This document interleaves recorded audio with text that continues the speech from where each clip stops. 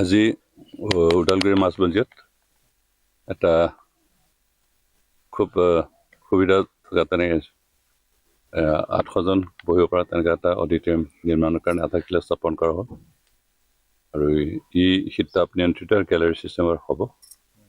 সেইকাৰণে আজি আমি ওদালগুৰিবাসী হিচাপে আনন্দ প্ৰকাশ কৰিছোঁ, যিহেতু আমাৰ ওদালগুৰি সভা সমিতি হ'বৰ কাৰণে তেনেকুৱা সুবিধাজনক জেগা নাছিল আৰু বহু সময়ত অসুবিধাত ভোগ কৰিব লগা হৈছিল। কিন্তু অন্ততঃ এনেকুৱা এটা অনুষ্ঠান আমি পাইছোঁ, তাৰ কাৰণে সুখী হৈছোঁ আৰু অসম চৰকাৰক ধন্যবাদ দিছোঁ এইখিনি ব্যৱস্থা দিয়াৰ কাৰণে। এইটো অসম চৰকাৰৰ SOPT আণ্ডাৰতে দিয়া হৈছে। এইটো কিমান আছিলে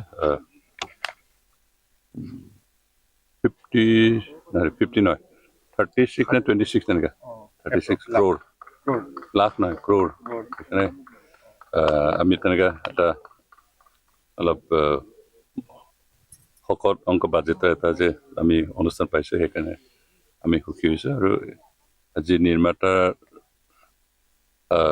কিবা ঠিকাদাৰে কৈছে যে এমাহৰ ভিতৰত তেওঁলোকে কমপ্লিট কৰিব। এমাহতো নোৱাৰিব, কিন্তু তেওঁলোকে কৈছে।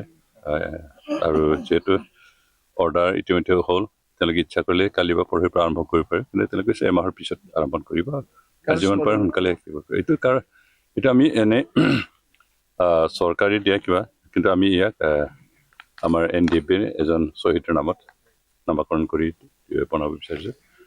আৰু আমাৰ ইয়াৰ যিখিনি পৰিচালনা সেইখিনি ex-NDFB ৱেলফেয়াৰ এছ'চিয়েশ্যনে ল'ব, তেওঁলোকে দায়িত্ব ল'ব। কাৰণ যত্ন ল'বলৈ মানুহ নাথাকিলে কিবা হৈ যায়, লেতেৰা হয়, বেয়া হয়।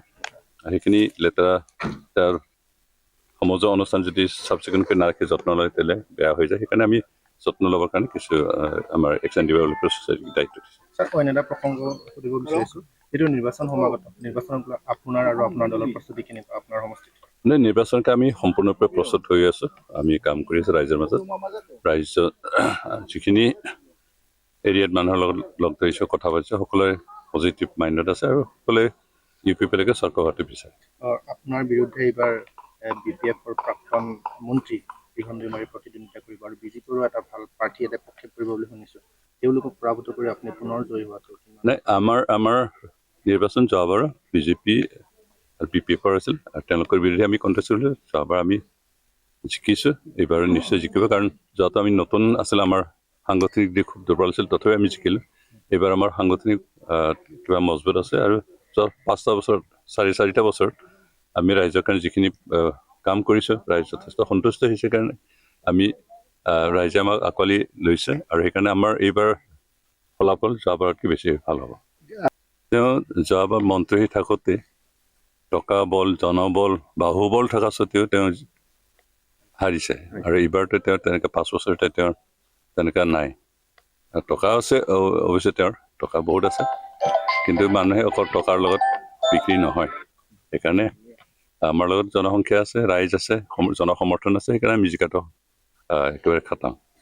যিকোনো খবৰৰ বাবে যোগাযোগ কৰক 7099017330 লগতে 7099017110 নম্বৰত।